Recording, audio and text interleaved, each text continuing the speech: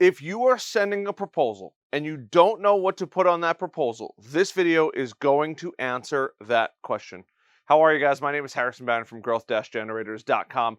And like I said, we are going to be covering how to build this proposal and remove the brain fog of what you need to actually add. And then also going to be throwing in a little bit of pricing in there as well, but not the kind of pricing that you might think. Before I get into today's video, I do want to mention two quick things. Number one, masterclass, as always, down in the links below. The feedback I have gotten is fantastic. If you haven't taken it already, it is worth investing the about an hour amount of time to go through it. Currently, it's 5 ways to make significantly more money. As many of you know, it is getting a rework.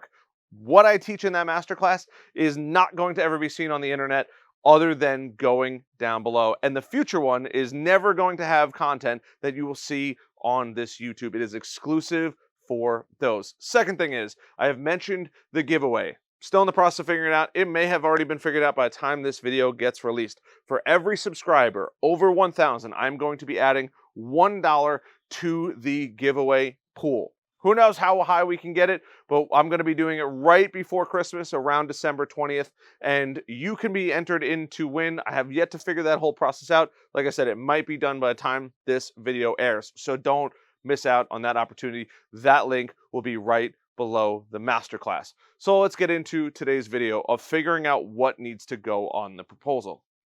So I had a great question this morning. What do I actually put on my proposal? I don't actually know what to put on there. I know what they need, but I don't really know anything else about it. I don't know if they need new computers, and we haven't even talked about pricing yet. So there's a couple different things I want to break down before we actually get into the proposal process. The first thing is when you're going through the process of the sale, you want to do a couple different things. One, you want to take this little device out. Take as many photos and videos you feel comfortable with. And the reason being is if you can get your product numbers or serial numbers and the types of computers with this little device, you can always go back later and look at it. But it's going to be really weird if you have to pick this thing up and make a phone call to the business owner asking for information. As time goes on, you will know what the computer is and what year approximately it was built or created or made. This little device just helps improve your memory. So leverage this when you go through it. Take photos of everything related to technology. After you go through that, you're going to have a conversation with that business owner. And that conversation should be talking about your proposal. Because if you're just sending one, you're losing that proposal. You might as well punt that thing into the next universe because it's not going to get signed, it's not going to get paid. Nothing is going to happen. This is what you have to do instead. When you're going through your process, you need to sit down and talk to that business owner. Hey, this is what we do. Make sure they understand, because most people, especially in the smaller businesses, don't understand what an MSP does. Before I send the proposal, you do something called bracketing. And it's when you give them your cheap number, preferably right around the number that you want to get, and your high number, the number that you would love to get. Now, this is for services. So if you go into a system that has 4 computers and you know that you want to get about $150 per month per computer, you go in and say, hey, our services start for something like this between $500 and get up to somewhere around $1,000. Does that number or that range work for you? And the cool part about that is they're going to say, that's really high. Or they're going to say, that's not horrible. They're going to say a variety of different things. And as they begin to talk, they are going to tell you what temperature you could be at. You might be on the lower side, you might be on the higher side. Now, yes, you should have pricing for all this, but it's a good way to figure out what that customer's expectations are. If they say, wow, that's a great deal, you know that you could go as high as you would like within reason, but you might also want to throw in other services that would be really beneficial to that business. As they begin to talk, you're going to get a really good idea, and you'll know whether or not it's even worth sending the proposal for, because you're going to spend time writing, creating, building out the products, getting everything set up, especially when it's one of your earlier deals. It takes a long time. You're going to have to custom build a lot of your proposal. You're not going to have a stamp where you can just run through it, swap out the products, make a little intro for it, and be good to go. It does take some time. So when you get that, you're going to know your low, you're going to know your high, and about where that customer falls. The other thing that you want to bring up is, hey, would you like me to throw on some new computers? If you know. And the reason why I say that is because sometimes you go into an environment and you're like, I would love to help you, but I ain't touching anything in here with a 10-foot pole. That computer is from 2010, and currently we are in 2023. That means that thing is 13 years old, and it is on the brink of failure. Now, the person using that computer might be fine, but many of you don't know to look for warranties or support and how much work it's actually going to take to get those computers to work the way that they need to in order to be effective. Also, being an older computer, it could have dust, it could be overheated, there could be parts that are getting worn out. Because of that, it might take you longer as an MSP to go work on those computers. Knowing those things and saying, hey, some of your computers are really, really old. Do you want me to put on some computers that might be able to help increase productivity, but also lower the amount of times that you're going to have to call us for issues and increase the speed in which we can resolve those problems?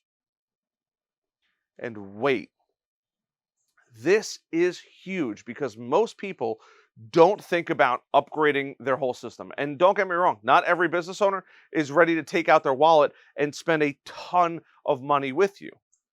You can always upgrade that down the road, but it's something worth having a conversation with right off the bat. And they might say yes or no.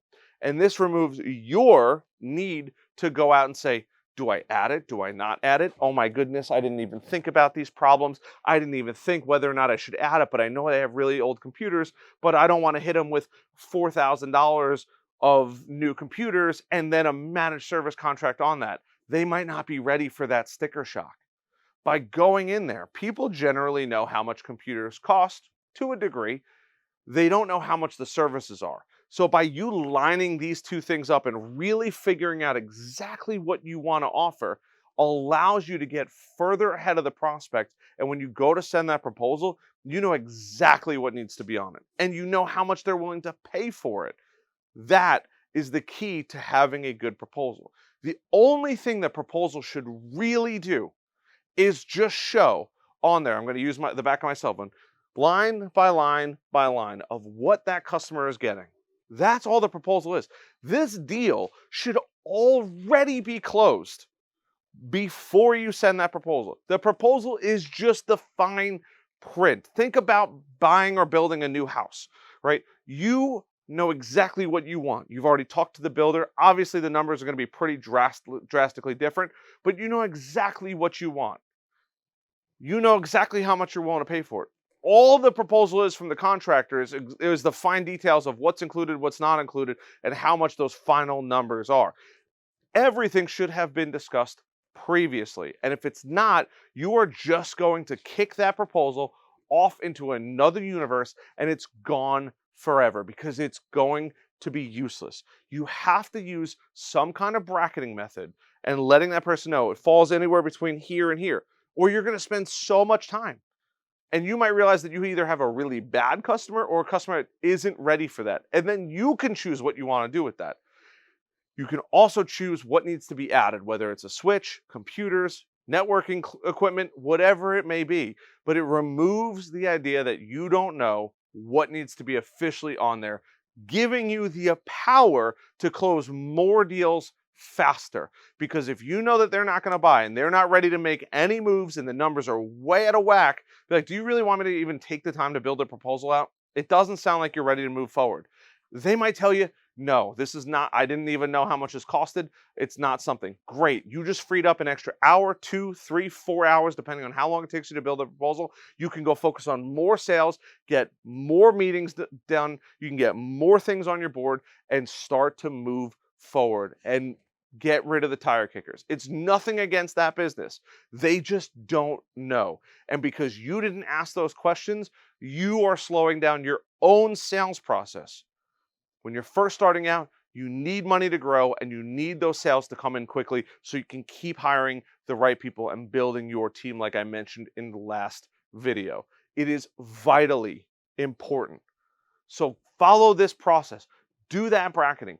Make sure you explain to the customer and set those expectations of approximate costs. Obviously, they're always going to change. But oh, you know what? Hey, I know a driveway's $7,000. A new roof is $25,000. A basement might be, I don't know, $35,000. And yeah, you might have to work a little bit on those numbers, but at least you're setting yourself up for a successful proposal delivery. And then when you deliver that proposal, you give them that. I wish I had a piece of paper on me. And you go in and you give them that and you deliver that. All it is answering any last questions that they're going to have and getting them to sign and sending them an invoice. I will be doing how to actually get paid after you send a proposal in a very soon upcoming video. I am currently traveling.